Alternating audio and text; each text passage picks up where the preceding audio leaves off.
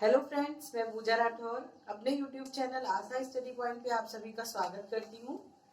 रस प्रकरण के अंतर्गत आज हम वीर रस पर चर्चा करेंगे कि वीर रस क्या है।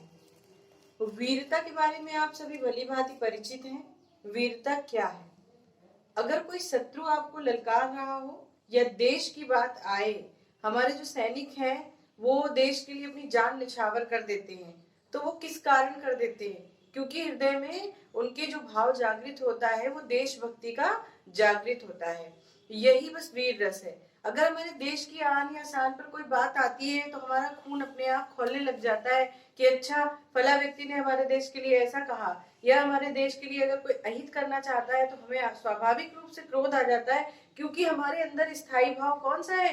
देशभक्ति का स्थायी भाव हमारे अंदर जागृत हो जाता है, वीरता का स्थायी भाव जागृत हो जाता है। तो इसीलिए उत्साह आ जाता है हमें कि अच्छा, हमारे देश की बात है तो हम अपना सर्वस्व न्यौछावर कर सकते हैं देश के लिए। जैसे पाकिस्तान कभी अटैक करके हमारे जवानों को मार देता है, उसकी अगर हम खबर पढ़ते हैं तो हमें कितना कष्ट होता है, कितना दुख लगता है। ऐसा लगता है हम भी अगर सेना में होते तो जाकर उसे मुंह तोड़ जवाब देते, या भारतीय सेना ने ऐसा काम किया तो हमें अत्यधिक प्रसन्नता हो रही है। तो कहीं ना कहीं हमारे अंदर वो वीरता का भाव या उत्साह का भाव जागृत हो जाता है। तो चलिए देखते हैं वीर रस क्या है। वीर रस जिसका स्थायी भाव उत्साह होता है, यहीं से आपको समझ में आ रहा होगा। ठीक, शत्रु के उत्कर्ष को मिटाने, यानी यदि अगर कोई शत्रु हमें ललकारता है तो उसको मिटा देने की इच्छा हमारे अंदर जागृत होती है।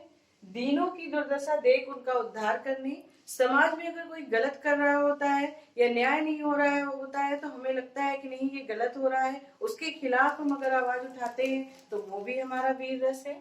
और धर्म का उद्धार करने और सदैव धर्म का आचरण करने की जो हमारे अंदर इच्छा होती है, वो सारा हमारा क्या है?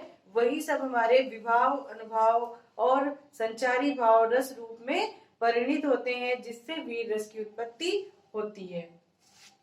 साहित्य दर्पण में वीर रस को श्रृंगार रस का विरोधी माना गया है। ये आपका मोस्ट इंपॉर्टेंट क्वेश्चन है कि श्रृंगार रस को वीर रस का विरोधी माना जाता है या वीर रस को श्रृंगार रस का विरोधी माना गया है। आपसे पूछा जाएगा कि किस रस को श्रृंगार रस का विरोधी रस कहा गया है, तो वीर रस को कहा गया है।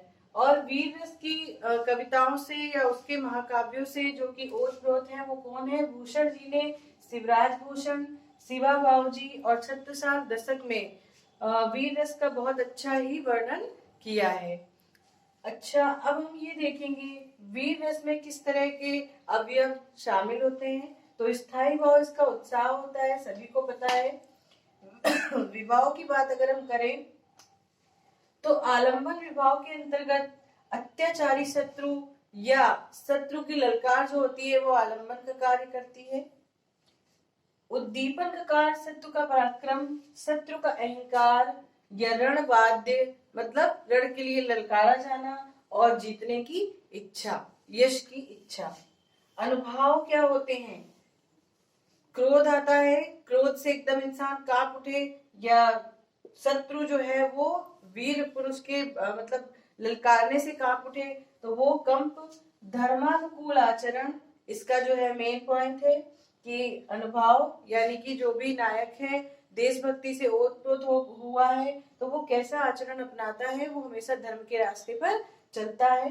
भाई, अपनी चीजों को सुरक्षित करना, जैसे हमारे देश पे किसी ने आक्रमण किया तो हम क्या करेंगे? उसको बचाने की कोशिश करेंगे, उसके लिए शत्रु से लड़ेंगे। यही सारी चीजें हैं। प्रहार करना और रोमांच, यानी युद्ध के लिए जब हमारे यहाँ जो पुरानी कविताओं में हमने पढ़ा कि झांसी की रानी का अगर उदाहरण ले ले तो वो क्या करी? अंग्रेज जब उन्हें ललकारते हैं तो वो पूरे जोश के साथ उनका सामना करती हैं। संचारी भाव, संचारी भाव में आवेग, उग्रता, गर्व और उत्सुक के मतलब युद्ध के लिए उत्सुकता और शत्रु का मुकाबला करने के लिए उत्सुकता। चपलता यानी तीव्रता दिखाना, धृति यानी साहस और मति यानी अपनी बुद्धि का प्रयोग करना हर चीज के लिए। इसके बाद देखें,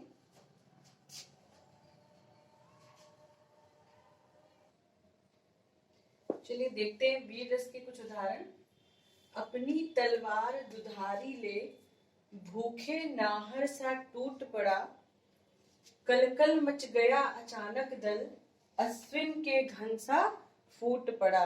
ये वीर रस का उदाहरण है।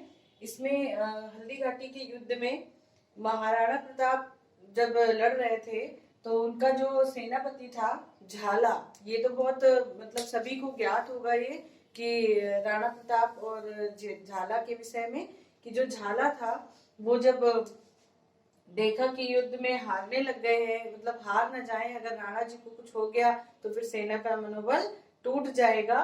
तो यहाँ पे झाला की वीरता का वर्णन हुआ है कि उसने राणा का मुकुट स्वयं धारण कर क्या किया, अपनी तलवार दुधारी ले, दुधारी मतलब उसकी तलवार दोनों तरफ धार वाली थी। भूखे नाहर, नाहर किसका पर्यायवाची होता है, शेर का। तो भूखे नाहर सा मतलब इतना वीरता से ओतप्रोत था कि सेना अपने शत्रु सेना के ऊपर वो शेर की तरह आक्रमण करने लगा, टूट पड़ा। कलकल मच गया अचानक दल, उसके दल में अचानक से इतना शोरगुल और बिल्कुल हलचल से मच गई कि जैसे अश्विन के घन सा फूट पड़ा, कि जैसे एकदम कुआर के जो बादल होते हैं एकदम तेजी से वर्षा करने लगते हैं, कभी रुक जाते हैं, उस तरह से वो शेर की तरह उसकी सेना पर टूट पड़ा। तो यहाँ भी क्या है, आपका वीर रस का बहुत अच्छा उदाहरण है। क्या है कि झाला कितने वीर थे और इन्होंने महाराणा प्रताप के लिए अपने प्राण तक त्याग दिए थे उन्हें बचाने के लिए। यहाँ देखें, बुंदेलो हर बोलो के मुंह हमने सुनी कहानी थी, खूब लड़ी मर्दानी वह तो झांसी वाली रानी थी। सभी को ज्ञात है, सुभद्रा कुमारी चौहान जी की कविता है झांसी की रानी, वहीं से वर्णित है कि झांसी की रानी कितनी महान थी। अंग्रेजों से उन्होंने अकेले ही इतना ज्यादा संघर्ष किया, कितनी उनमें वीरता थी कि वो उनसे अकेले ही लड़ गई। चढ़ चेतक पर तलवार उठा, करता था भूतल पानी को, राणा प्रताप सिर काट काट करता था सफल जवानी को। कि यहाँ राणा प्रताप जी की वीरता के बारे में प्रसंग है कि चेतक पर चढ़कर दोनों हाथों में तलवार उठाकर वो जब पानी में भी घोड़े को लेकर दौड़ते थे तो मानो वो जैसे कि जमीन पे दौड़ रहे हो, उनकी वो स्पीड रहती थी, मतलब इतनी फुर्ती उनके घोड़े के साथ। राणा प्रताप सिर काट काट और युद्ध क्षेत्र में वो क्या करते थे, अपने दुश्मनों का सिर तुरंत अलग कर देते थे, अपनी जवानी को वो इस तरह सफल बनाते थे। यानी उनमें क्या थी, उग्रता थी, औत्सुक्यता, हर्ष था, किसके लिए, युद्ध के लिए। ललकारने पर उनके अंदर इतना जोश आ जाता था। तो ये कुछ आपके वीर रस के उदाहरण हैं।